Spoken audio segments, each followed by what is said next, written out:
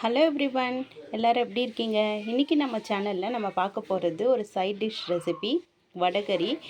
அது எப்படி பண்ணுறதுன்னு பார்த்துடலாமா? வடைகறிக்கு நான் இன்றைக்கி ஒரு 200 கிராம் அளவுக்கு கடலைப்பருப்பை 1 மணி நேரம் தண்ணியில் ஊற வச்சு எடுத்திருக்கேன். அதை நம்ம ஒரு மிக்சர் ஜாரில் சேர்த்துடலாம். நெக்ஸ்ட்டு அதில் ஒரு 4-5 பல் பூண்டு, 2 காஞ்ச மிளகாய், அதுக்கப்புறம் கொஞ்சமாக சால்ட்டு, இதை போட்டு நம்ம நல்லா அரைச்சி எடுத்துடலாம் நைஸாக. அவ்வளோதான், இதை நல்லா அரைச்சி எடுத்தாச்சு. இதை நம்ம சின்ன சின்ன உருண்டையாக எண்ணெயில் போட்டு பொரித்து எடுத்துடலாம்.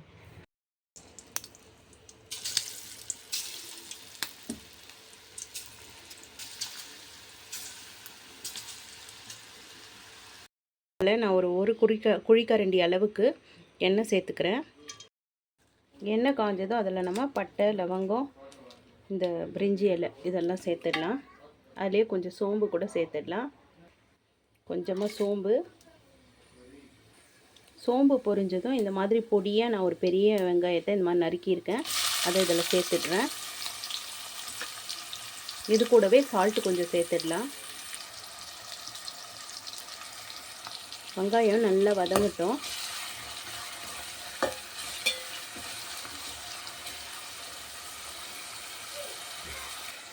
வெங்காயம் நல்லா வதங்கி இருக்க ஸ்டேஜில் நாம் இந்த மாதிரி பொரித்து வச்சுருக்கோம் இல்லையா, இந்த கடலை மாவு, இதெல்லாம் நம்ம நல்லா உதிர்த்து விட்டுடலாம். வெங்காயம் நல்லா வதங்கிடுச்சு. இப்போ நம்ம தக்காளியும் ஒரு 4 பச்சை மிளகாய் எடுத்து வச்சுருக்கேன். ஒரு தக்காளி இது இந்த மாதிரி ஃபைனாக சாப் பண்ணியிருக்கேன். நெக்ஸ்ட்டு நான் இந்த மாதிரி ஒரு சின்ன உரலில் ஒரு 10 பல் பூண்டு, ஒரு 2 பீஸ் இஞ்சி, ஒரு 2 பச்சை மிளகாய், கொஞ்சமாக சீரகம், ஒரு 1/4 டீஸ்பூன் அளவுக்கு சீரகம் போட்டு இடித்து எடுத்துக்க போகிறேன்.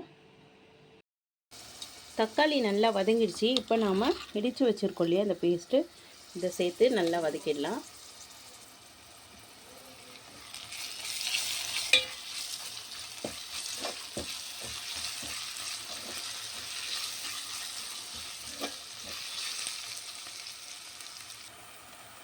இஞ்சி பூண்டும் நல்லா வதங்கிடுச்சு. இப்போ நாம் ஒரு 1 டீஸ்பூன் அளவுக்கு மிளகாய் தூள், அதுக்கப்புறம் 1 டேபிள் ஸ்பூன் அளவுக்கு தனியாத்தூள், ஒரு 1/4 டீஸ்பூன் அளவுக்கு மஞ்சள் தூள், அதே 1/4 டீஸ்பூன் அளவுக்கு கரம் மசாலா, இதெல்லாம் சேர்த்து நல்லா வதக்கி விட்டுடலாம்.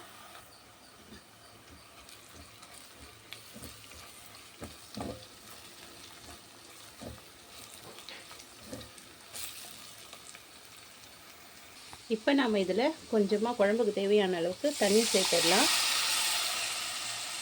தண்ணி சேர்த்து இது நல்லா கொதிக்கட்டும்.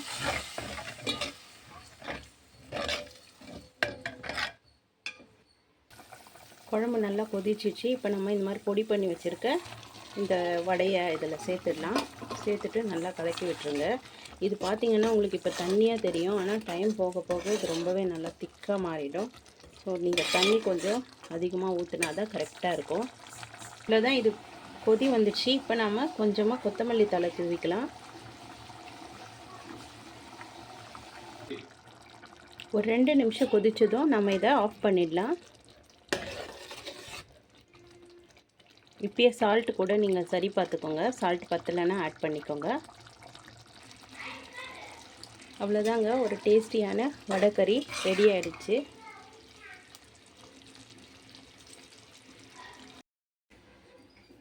அவ்வளோதாங்க, ஒரு டேஸ்டியான வடைகறி ரெடி ஆகிடுச்சு.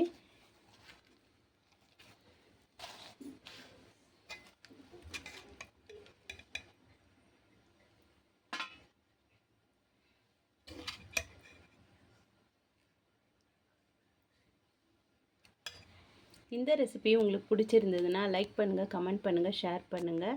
நான் இன்னொரு ரெசிபியோட உங்களை இன்னொரு வீடியோவில் மீட் பண்ணுறேன். தேங்க்யூ ஆல் ஃபார் வாட்சிங். பாய்.